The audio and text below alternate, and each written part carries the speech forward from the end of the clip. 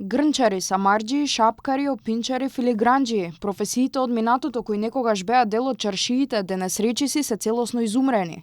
Се помалку луѓе се занимаваат со овие занаети, а младите речиси воопшто не покажуваат интерес за нив. За да не останат само дел од историјата, туку да продолжат да живеат и да се пренесуваат на новите генерации, град Скопје распиша јавен повик за субвенционирање на дефицитарните занаети.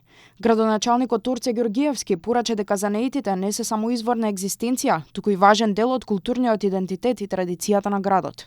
Со оваа мерка даваме конкретна поддршка на луѓето кои со својот труд, знаење и посветеност ја чуваат автентичноста на Скопје, да не дозволиме старите занаети да останат само спомен од минатото, да создадеме услови тие повторно да бидат ценети, препознатливи и привлечни за младите.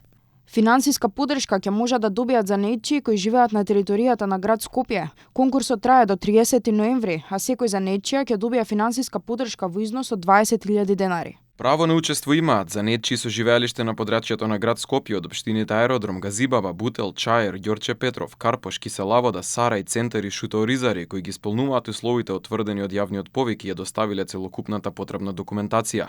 Занаетчии кои во тековната година не користеле финансиски средства од град Скопје и занаетчии регистрирани согласно Законот за занаетчиство и лица кои поседуваат занаетчиска дозвола и вршат занаетчиски дејности кои според обработените податоци бележат континуирано намалување на активноста.